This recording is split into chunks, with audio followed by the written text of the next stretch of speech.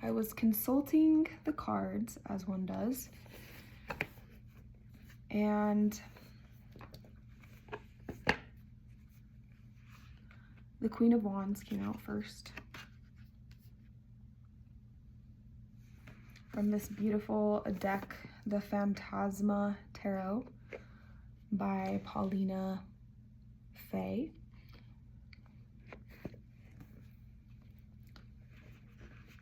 And then at the end of my reading, I circled back around to the Oracle of Wands from this deck, Every Little Thing You Do Is Magic Tarot by Callie and Moorea Seal. And I really love what it says about the Oracle of Wands. It says, you are a divine instrument, a social butterfly skilled in making connections and putting yourself out there. You've taken the hardships of your life and used them to become one powerful being. You are drawn to your zest for life and the dark humor that helps others see the depth behind your shine. You keep loving every aspect of you, from the shiny exterior to the shadow self that holds so much insight into who you are. And then this deck is fun because it has Channel the Vibe with a stone, music, and a scent. And the stone is Jet, which represents empathy, forcefulness, and dominance. And the music is The Mother by Brandy Carlisle. And the scent is a word that I can read for sure, vetiver, and an old patchwork quilt. Need to look up what vetiver is. When I was reading this, it was the push that really helped me want to start actually making videos.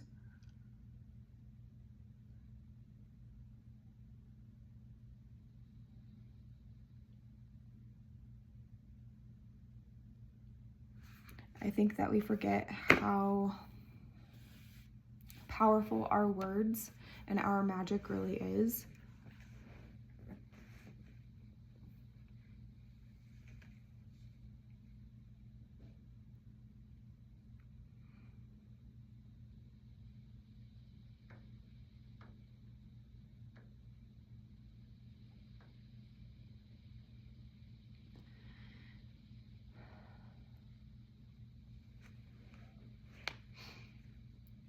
I'm feeling very stuck right now. Like my words are not flowing. It's very interesting today. I've been in this state of having so much creativity flowing through me and so many ideas. And then as soon as I turn on the camera, it's like I freeze up and can't remember what I'm gonna say, and my voice, it's like something gets stuck in my throat and my voice is shaky, and I'm working through so many fears of being seen and being heard and just being who I am at my core. And I know for a fact that this is something that I want to do, not because I need to be seen in any particular way, but because I need to share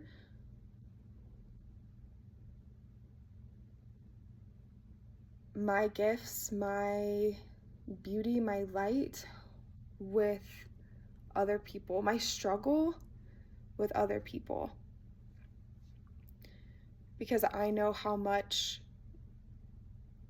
the broken parts and the beautiful parts that other people have shared with me has helped me on my journey. And as much as I want to be the strong, independent woman that I am, as much as I want to do the isolation thing, And believe me, I am strong. I am capable of doing so much on my own, but we are stronger together.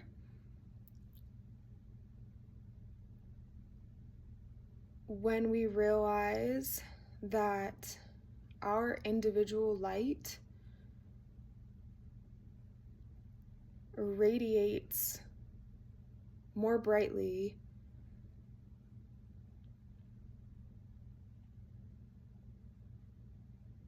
because we have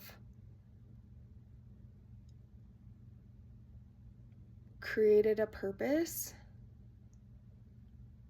first being to love ourselves and to be grounded in who we are and what we want and value, and next to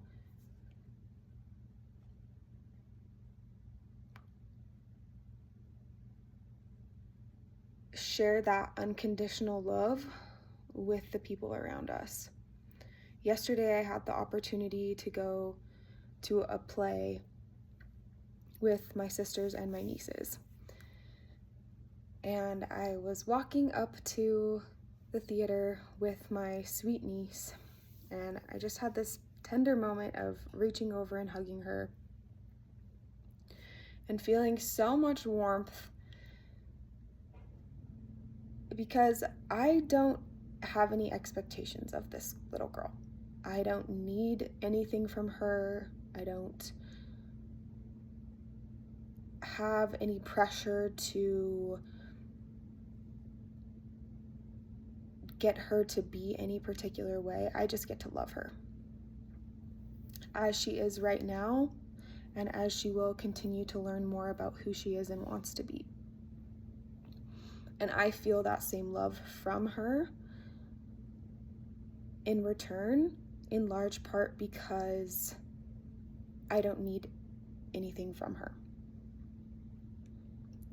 And I've been able to cultivate that type of love in so many more of my relationships because I've been able to offer that love to myself. I've been able to meet myself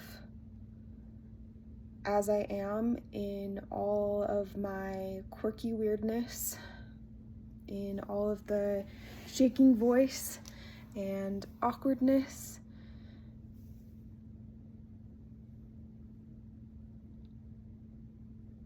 in my vulnerability, in my darkest places, in the moments where I go into the void and I wonder what the point is. And then I come back out and I say, okay, the point is what I make it. The point is me. The point is loving without condition.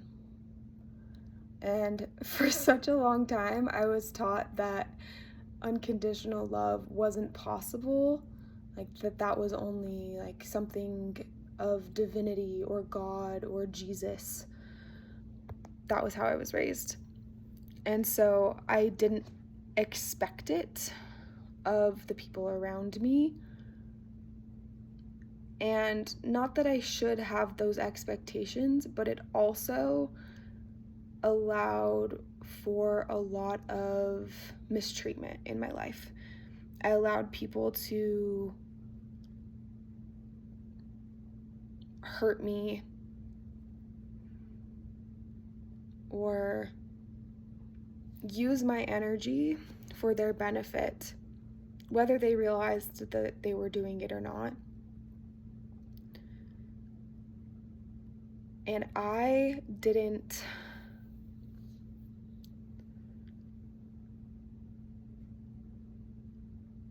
think that there was anything wrong with it. I didn't think I was being a martyr. I just thought